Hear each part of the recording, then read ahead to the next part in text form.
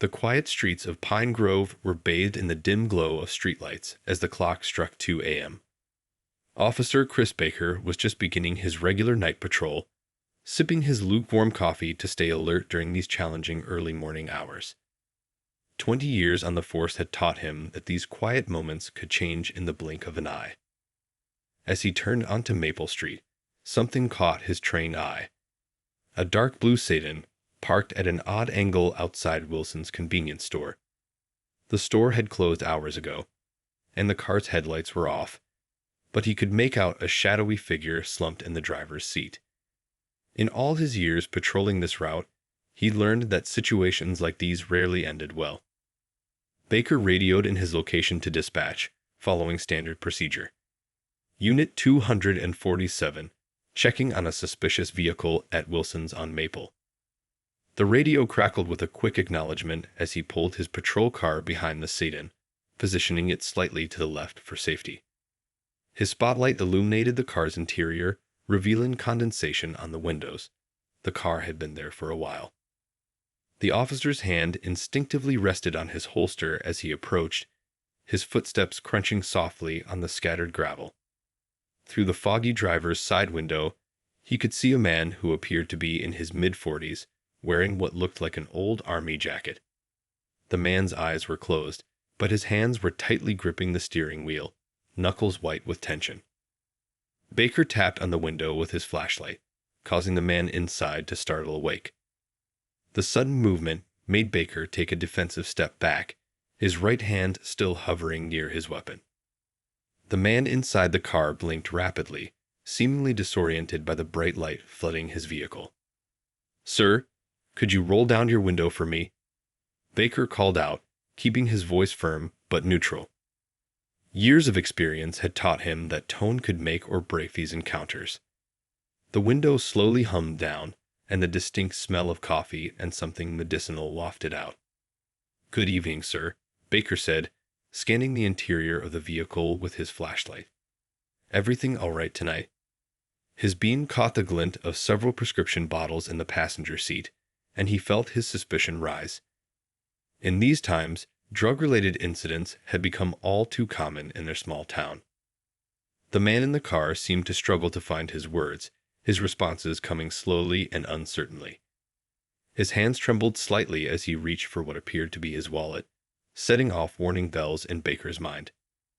In all his years of late-night stops, hesitation like this usually meant trouble. "Step out of the vehicle, please," Baker commanded, his voice taking on an authoritative edge.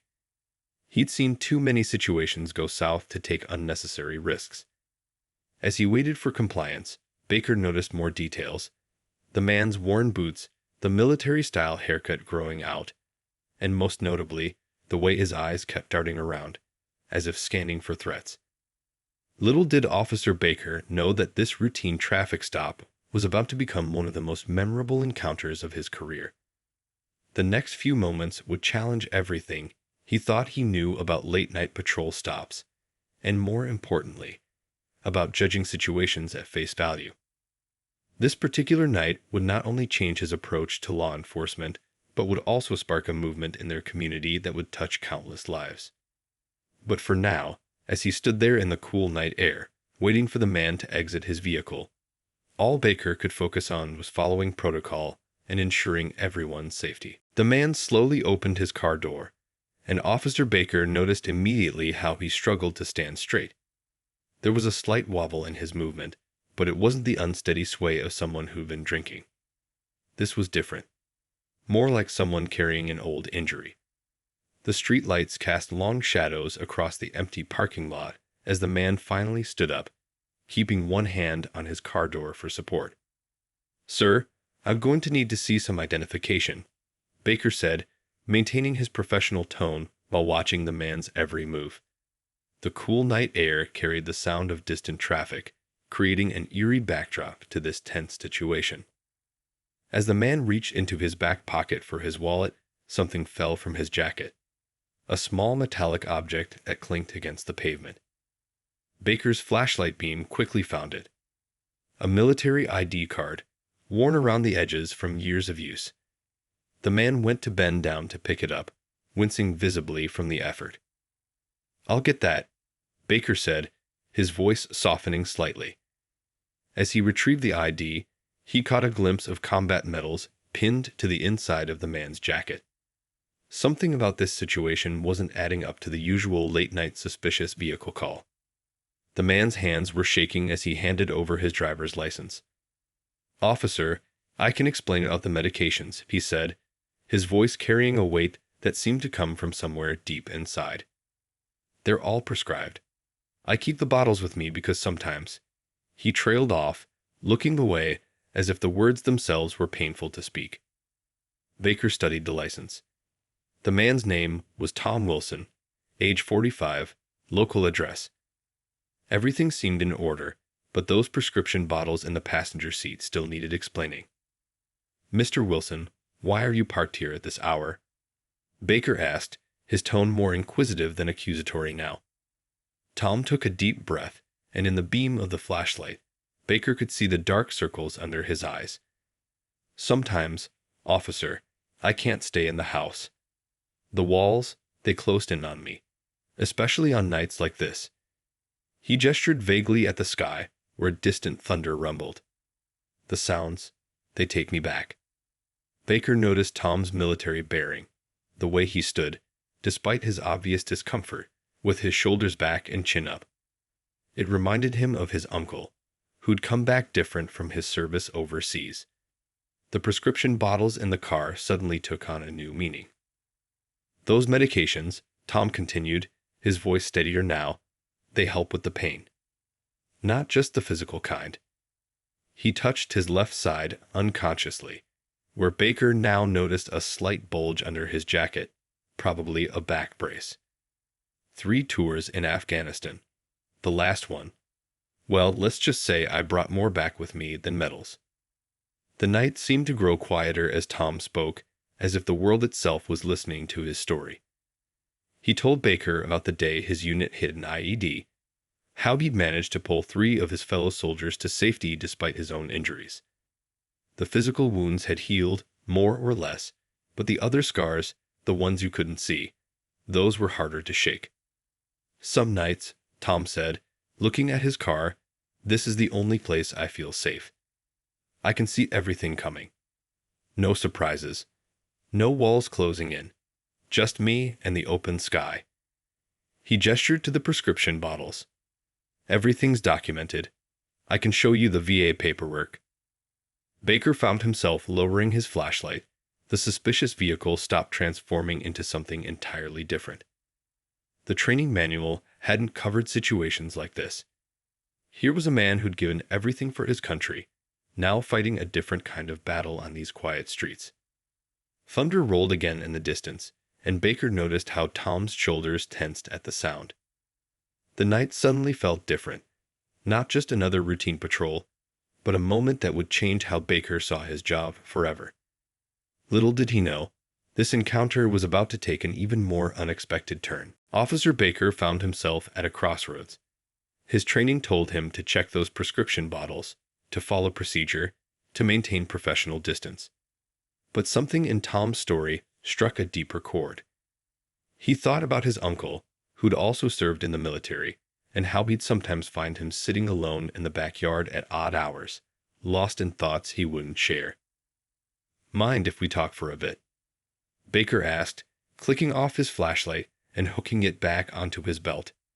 The gesture wasn't lost on Tom. It was a sign of trust, a small break from official protocol. Tom nodded, visibly relieved at the officer's softer approach. Baker radioed in a quick status update to dispatch, keeping things vague. "Unit 247, situation under control. Just having a conversation." The radio crackled with acknowledgement as Baker leaned against his patrol car, creating a more casual atmosphere. 3 tours, you said." Baker began, watching as Tom's expression shifted at the mention. "Must have seen a lot over there." He kept his voice gentle, letting Tom decide how much to share. The night air had grown cooler, and somewhere in the distance, a dog barked at the rumbling thunder. Tom's hands had stopped shaking now. He reached into his car and pulled out a worn photograph, handling it with the care one might give to a precious jewel. "This was my unit," he said, passing it to Baker. The photo showed a group of soldiers, dusty and tired but smiling, standing in front of a military vehicle. Tom pointed to 3 faces. "These are the guys I pulled out that day, the day everything changed." As Tom spoke, his voice grew stronger, as if sharing the burden made it lighter somehow. He described the mission. A routine patrol turned nightmare in the blink of an eye. The sound of the explosion. The taste of dust and smoke. The way time seemed to slow down as training kicked in. "I don't remember deciding to go back for them," Tom admitted, his eyes focused on something far away. "My body just moved. They say I dragged all 3 out before the second explosion hit. Caught some shrapnel in my side and back." He touched his left side again, where Baker had noticed the brace earlier. "But you know what keeps me up at night, officer." Baker waited, knowing some stories need their own time to unfold. "It's not the pain, though that's bad enough some days. It's not even the memories of the explosion." Tom's voice dropped lower, almost a whisper. "It's the quiet. When everything's still and my mind starts wondering. What if I'd been faster? What if I'd spotted the signs earlier? What if?" The thunder growled again, closer now, and Baker noticed how Tom's hand tightened on the photo. But this time, Tom took a deep breath, using what looked like a practice technique to stay grounded in the present. "The VA doctors, they've been helping," Tom continued, gesturing toward the prescription bottles. "But some nights, like tonight, when the thunder sounds too much like—" He paused, gathering himself. "Well, that's when I end up here. Something about being able to see the whole street, having clear sight lines. It helps." Baker thought about all the times he'd approached parked cars at night, always assuming the worst. How many other stories had he missed? How many other veterans were out there, fighting battles that didn't end when they came home? Just then, the convenience store's security light flickered, catching Tom's military ID still lying on the ground where it had fallen. As Baker bent to pick it up again, he noticed something that would change the entire direction of this encounter, something that would forge a connection neither man expected, turning a routine police stop into a moment of profound understanding. As Baker picked up the military ID, something caught his eye: the unit insignia. His fingers traced over the familiar emblem, and suddenly his throat felt tight. "The 87th Infantry Division," he said quietly, his voice carrying a mix of surprise and recognition. "My father served in the same division, just a different time." Tom's eyes widened slightly, the connection unexpected but meaningful. "Your father was in the 87th. The formality between officer and civilian began to dissolve, replaced by the unspoken bond that exists between those who understand military service, whether directly or through family." "Yeah," Baker said, a small smile crossing his face. "He used to tell me stories about his time serving. Not the hard stuff, you know. Just little things about the people, the brotherhood." He paused, looking at Tom with new understanding. He struggled with nights like this too. The thunder rumbled again, but this time, both men seemed less tense. Tom leaned back against his car, his posture more relaxed than it had been all night. "What helped him?" he asked, genuine curiosity in his voice. "With the nights, I mean." Baker thought back to his childhood, to the late nights when he'd find his father sitting in the backyard. "He found people who understood," he said finally. "Other vets. They had this informal group that would meet at the local diner.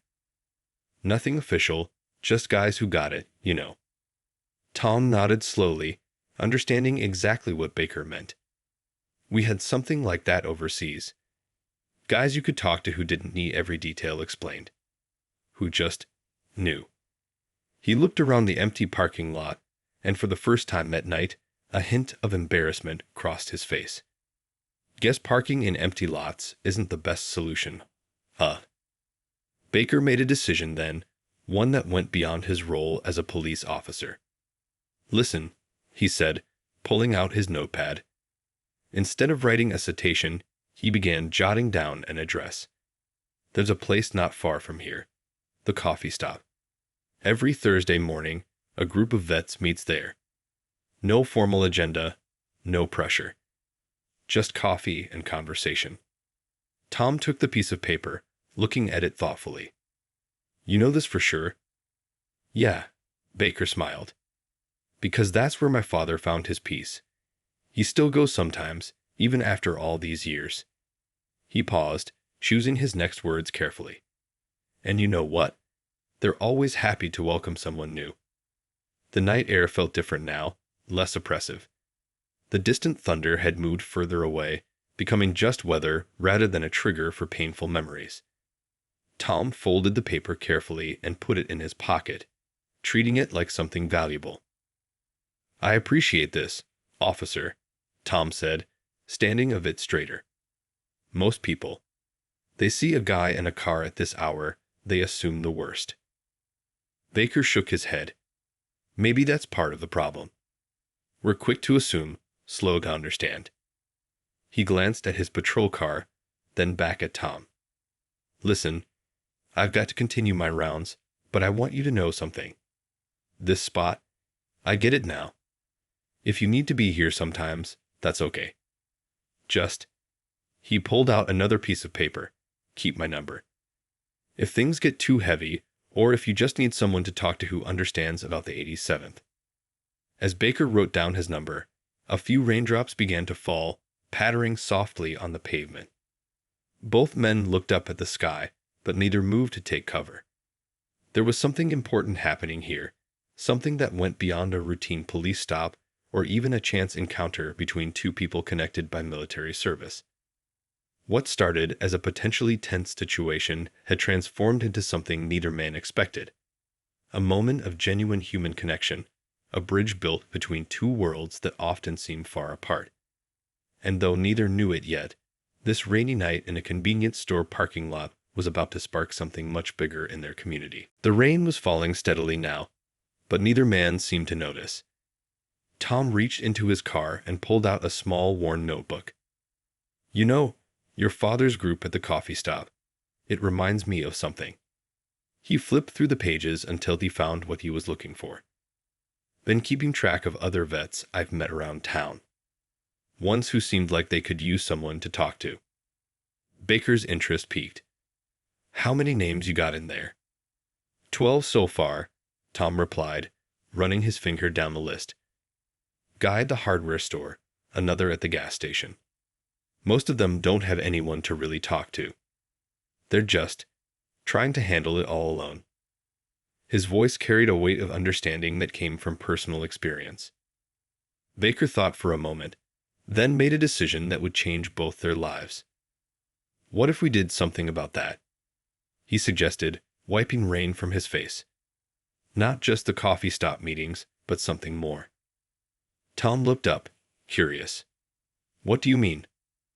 Well, Baker continued, warming to the idea, I see a lot during my patrols.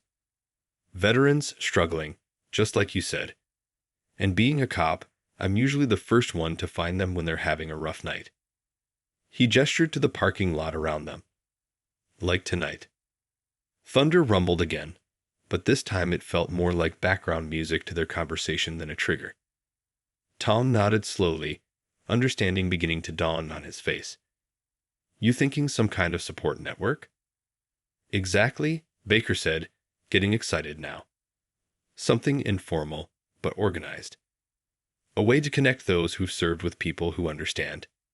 No pressure, no paperwork, just support. Tom's expression changed, a spark of purpose lighting up his eyes. I could share what I've learned from the VA programs. The breathing techniques, the grounding exercises. Things that actually help when the memories get too loud. And I could talk to some of the other officers, Baker added. Help them understand what to look for, how to approach veterans with respect.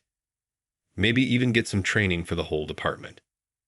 The rain was coming down harder now, but both men were too engaged in their conversation to seek shelter. Tom pulled out his phone and started scrolling through his contacts. "I know a counselor at the VA who might be interested in helping. She's always saying how the system needs more community support." Baker smiled, seeing the change in Tom's demeanor. The man who had been slumped in his car just an hour ago was now standing tall, energized by the possibility of helping others. "You know what? This could be bigger than just our town. If it works here, it could work anywhere," Tom finished the thought. Every town has veterans. Every town has people who want to help, but don't know how. Just then, Baker's radio crackled to life. Another officer needed backup across town. But before he left, he made sure to exchange proper contact information with Tom. "Thursday morning at the coffee stop," he confirmed. "We can start planning there." Tom nodded, a new sense of purpose evident in his stance. "I'll bring my notebook. Maybe we can start reaching out to some of these guys, let them know they're not alone." As Baker headed back to his patrol car, he turned one last time. "You know, when I spotted your car tonight, I thought this was going to be just another routine stop." Tom smiled, his first genuine smile of the night. "Funny how things work out, isn't it? Sometimes the worst moments lead to the best changes." The rain continued to fall, but it felt cleansing now, washing away the tension of the earlier hours. What had started as a suspicious vehicle check had transformed into something neither man could have predicted. The beginning of a movement that would touch countless lives in their community and beyond. As Baker drove away, his lights reflecting off the wet pavement, he knew this night would be one he'd remember for a long time. Not because of any arrest or incident, but because sometimes the most important part of being a police officer wasn't enforcing the law. It was understanding the people behind the situations and finding ways to truly help them. Thursday morning arrived bright and clear. The coffee stop was already buzzing with its regular morning crowd when Tom walked through the door, his notebook clutched tightly in his hand. The smell of fresh coffee and warm pastries filled the air, creating a welcoming atmosphere that helped ease his nerves. He spotted Officer Baker right away, sitting at a large corner table with a group of men. Baker waved him over, standing up to make introductions. "Everyone, this is Tom, the guy I was telling you about." The men around the table nodded in greeting, and Tom could see the familiar look in their eyes, the same look he saw in the mirror some days. "Grab a coffee and join us," one of the older men said, pulling out an empty chair. His name was Bill, and Tom would later learn he'd served in Vietnam. The age difference didn't matter. The brotherhood of service crossed all generations. As Tom settled in with his coffee, he noticed how relaxed everyone seemed. There was none of the tension he usually felt in group sessions at the VA. This was different. Just a bunch of guys sharing stories over coffee, understanding each other without having to explain everything. "Baker here tells us you've got some ideas," another veteran said, leaning forward with interest.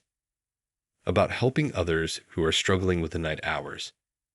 His name was Pete, and he had a quiet way of speaking that made people want to listen.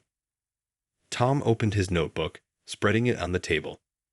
"Yeah, I've been keeping track of others I've met around town. Veterans who might need someone to talk to, especially during those tough moments." He looked around the table. "I figured if we could create some kind of network." "Like a phone tree," Bill suggested, stirring his coffee thoughtfully. "Back in my day, we had something similar. Informal, but it worked. Someone was having a rough night, they knew who to call." Baker joined in, sharing his perspective from law enforcement. "And if we could train other officers to recognize when they're dealing with a veteran in crisis, maybe get them connected to this network instead of just writing tickets or making arrests." The ideas started flowing freely then. Pete suggested creating cards with contact numbers that could be discreetly handed out. Another veteran mentioned using the local community center for weekly meetups, more casual than VA meetings, but still supportive. "You know what else we could do?" Tom said, getting excited now. "Some of these guys I've met, they're good at different things. One's a mechanic, another does carpentry. We could help each other out with work too, not just emotional support. The conversation continued, growing more animated as each person contributed ideas. They talked about organizing fishing trips, weekend barbecues, normal activities that could help veterans feel connected to their community again. Baker shared stories from his patrol experiences, times when he wished he had a network like this to call on. Just last week, I met a young vet living in his car. If we had this system in place, we could have helped him right away. Tom finished the thought. The other men nodded in agreement. As the morning wore on, what had started as a casual coffee meeting transformed into something more structured. Bill pulled out his old flip phone and started collecting numbers. Pete grabbed a napkin and sketched out a rough schedule for activities. Another veteran offered to create a social media group to help spread the word. Tom looked around the table, feeling a warmth that had nothing to do with the coffee. These men, strangers just hours ago, were now united in a common purpose. They weren't just talking about helping others. They were actually doing something about it. Baker caught his eye and smiled, as if to say, "See, this is what I was talking about." That chance encounter in the parking lot had set something in motion that was bigger than both of them. It was proof that sometimes the darkest moments could lead to the brightest opportunities. As the meeting wrapped up, plans were made for next week.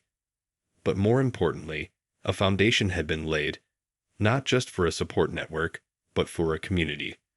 A place where veterans could find understanding, purpose, and hope, even in their darkest hours. 1 month after that first coffee shop meeting, the changes in the community were already visible. The local community center's parking lot was full on a Saturday morning as veterans gathered for what they now called Operation Brotherhood. Tom stood at the entrance, greeting each person who walked in, amazed at how their small group had grown. Inside, the scene was bustling with activity. In one corner, Pete had set up a job board where veterans could post their skills or find work opportunities. A young vet who'd recently returned from overseas was discussing a potential carpentry apprenticeship with Bill, who'd been in the trade for 30 years. Officer Baker arrived in his civilian clothes, bringing along 2 other police officers who wanted to learn more about the program. "You won't believe what happened last night," Baker said, pulling Tom aside. "Remember that training we did with the department last week? It already made a difference." He went on to explain how one of his fellow officers had encountered a veteran having a tough time at a local park. Instead of immediately treating it as a disturbance call, the officer remembered the training. He recognized the signs of someone struggling with PTSD and called Baker, who was able to connect the veteran with their support network. "That's 3 people this week alone," Tom said, checking his notebook, which had now grown into a proper binder. "And you know what's even better? The guy from last week, the one living in his car, he's staying with Bill while he gets back on his feet, already has 2 job interviews lined up." The community center buzzed with conversation and laughter. A group of veterans were organizing a fishing trip for the following weekend. Another bunch were planning a home repair project for an elderly veteran who couldn't manage the work himself. "You know what's really special about this?" a voice said behind them. It was Mike, one of their regular members who rarely spoke up at meetings.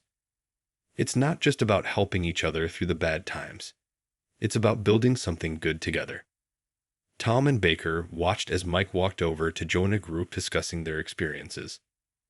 There was something powerful about seeing people who once felt isolated now connecting, sharing, and supporting each other. The local paper had even picked up on their story. A reporter sat in the corner, taking notes for an article about how a chance encounter between a police officer and a veteran had sparked a community-wide movement. But what the reporter couldn't capture was the feeling in the room. The sense of belonging, of understanding, of finally finding people who got it. A new face appeared at the door, looking uncertain. Baker recognized him from his patrols, another veteran who often spent nights parked in quiet places around town. Tom immediately walked over, coffee cup in hand, ready to welcome him into their growing family. First time's always the hardest, Baker overheard Tom saying to the newcomer. But trust me, you're among friends here. No pressure, no judgments. Just people who understand. The morning continued with a mix of activities. Some guys were setting up a workshop to teach coping strategies that had worked for them. Others were organizing a mentorship program, pairing older vets with younger ones who were still adjusting to civilian life. What struck Baker most was how different Tom looked from that night in the parking lot. The man who had been sitting alone in his car, haunted by memories, was now standing tall, helping others find their way through the same darkness he had faced. As Baker watched the room full of veterans supporting each other, he thought about how sometimes the best solutions don't come from official programs or government initiatives. Sometimes they come from simple moments of understanding between two people on a rainy night, growing into something that touches countless lives. The sound of laughter drew his attention back to the present. Bill was telling one of his famous stories, surrounded by a group of younger vets who were hanging on every word. In that moment, Baker realized they weren't just creating a support network. They were rebuilding the sense of brotherhood that these men and women had known in service, but in a new way, for a new mission. 6 months had passed since that fateful night in the parking lot. The local news crew packed up their cameras after finishing an interview with Tom and Officer Baker. Their story had caught the attention of neighboring towns, and people wanted to know how a simple late-night encounter had grown into something so meaningful. That wasn't so bad, Tom said, straightening his tie, the same one he'd borrowed from Bill for the interview. The community center's main room was quiet now, a contrast to the bustling activity it had seen earlier that morning during their weekly meeting. Baker smiled, remembering how nervous Tom had been about speaking on camera. You did great, especially when you talked about that young veteran from last week. They both knew the story he meant. A 23-year-old who'd been sleeping in his truck until their network found him, got him temporary housing, and helped him land a steady job at the local hardware store. Speaking of which, Tom pulled out his phone, showing Baker a text message. Remember that guy you found at Wilson's convenience store 3 weeks ago? He just finished his first week working at Pete's auto shop. Pete says he's got a real talent for engines. They walked outside into the cool evening air. The parking lot, which had once seemed so threatening during those lonely nights, was now a place where veterans regularly gathered, sharing stories and support before and after meetings. Chief called me into his office yesterday, Baker said, leaning against his car. Turns out other police departments have been calling. They want to know about our training program. He shook his head in amazement. 6 months ago, most officers didn't know how to handle veterans in crisis. Now we've got a whole protocol in place. Tom nodded, thinking about how much had changed. Their informal support network had grown to include over 100 veterans in the area. The coffee stop had become an unofficial headquarters, with Bill holding court most mornings, ready to talk with anyone who needed support.